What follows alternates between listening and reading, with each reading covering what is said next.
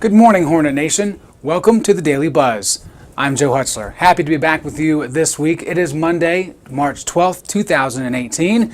Here's what the Buzz is all about today. We begin by going back to yesterday's action on Schellenberger Field.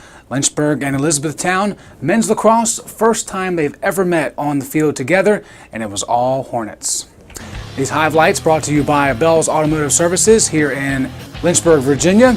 And the flag was waving so majestically yesterday. Just wanted to shout, America, when you see that. And of course, there are a lot of alumni connections. Chris Brzezinski, former player and coach here at Lynchburg College, and Chris Hawley, former goalie here at LC, greeting Andrew Thomas before the game. Now, we have 90 seconds to make these highlights, and I really wanted to put as many goals, or all of them if I could, but folks, there were 21 goals scored yesterday, so this is as many as we could fit in a 90-second highlight clip. Evan Lombardo a part of two of them right here, that one behind the back and in. Colin Dean connecting with guess who? Lombardo again. He had three quickly in the first quarter. Logan Adams also three on the day. Here's the first goal for Riley Schmidt, and it's at the horn to end the first quarter. Lynchburg scoring four in that quarter. Then second quarter action, Adams going low and scoring, and it just continues to roll. The train for the Hornets would not slow down. They were really good accuracy-wise as well. Just about 4 or 5 shots that were not shots on goal in their totals on the day. Ryan Cardux with a goal right here, his third of the season. That one going 5-hole on the keeper. They would chase the original keeper at halftime and bring in the other one. Lombardo with another one here to finish out his day. 7 goals, career high for Evan Lombardo. 21-7, your final score for the second straight day for Lynchburg as well. And at the end of it, still a lot of love between those two coaches, no matter who they are with. Moving on to Saturday, or back to Saturday I should say, baseball against number 15 Shenandoah. The Hornets of Lynchburg dropping the first game 5-1.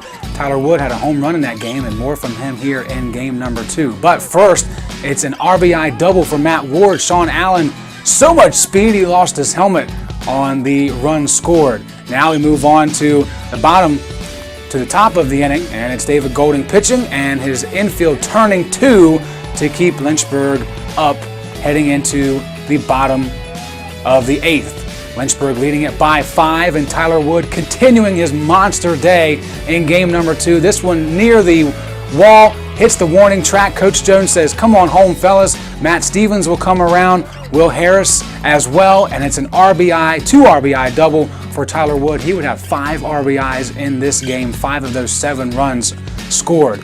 Shenandoah made a comeback effort in the 9th, but in the end, another double play turned, and Lynchburg pulls off the upset against number 15 Shenandoah, earning their second ODAC victory of the season in the process.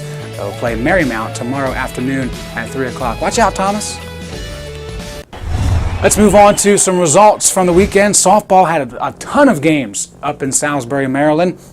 We go back to Friday's action and a loss, their first loss of the season when they played Salisbury 6-5.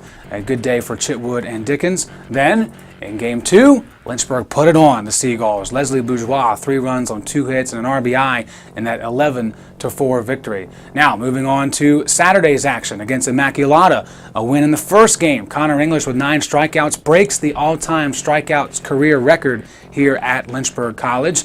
Then in game number 2, though, Lynchburg fell by 1 in extra innings. Mackenzie Chitwood with the home run, Mabry with an RBI, but Lynchburg dropping their second game of the season. And finally, on the third day, we did not have any stats once we recorded this show, so all we have is scores for you. First game, Lynchburg winning it by 3, 6-3 over the Yellow Jackets of the University of Rochester. But in game 2, the first shutout of the season, not going the way of Lynchburg. 5-0 they fall to Rochester in game number 2. And finally, some home games coming up on their schedule this week. And we can't forget about tennis. A long week in Hilton Head, South Carolina. Boo-hoo, right? They got to be in Hilton Head. But a big week for women's tennis. 3 straight victories for them in South Carolina, the most recent against Eastern Nazarene, 8-1, 6-3 now after sweeping single lines, and double wins for Gill, Harris, Lavieri, and Wiley. For the men, not so good on the day. They're 4-5 in the spring, 7-2 loss to Eastern Nazarene, but Bryce Barber and Brad Carson picking up nice singles wins. No campus events, but we do have a National Day on the National Day calendar, and today is all about the Girl Scouts. Not just the cookies. We know that they're famous for their cookies, but they also do other projects within the community. They earn those badges by having ideas sometimes and putting them to action and trying to help out in their community or within their Girl Scout troop, whatever it might be. They have things they have to meet to grab those badges, and of course, they get to sell a lot of cookies to a lot of us hungry folks. And we're going to ask you today on Twitter at Lynchburg Sports, what is your favorite cookie? I have to bring it down to 4, so hopefully we don't miss your favorite cookie. If we do, you can put it in the comment section. But interested to see what Hornet Nation thinks is the best Girl Scout cookie. We'll find out today. That's all the time we have for until tomorrow morning at 7 a.m. right here on Facebook.com and LynchburgSports.com. Don't forget, you can check in on all the action and check into the games with the One Nation app on the Apple Store or Google Play. Until tomorrow, remember, it's a great day to be a Hornet, and we are One Nation.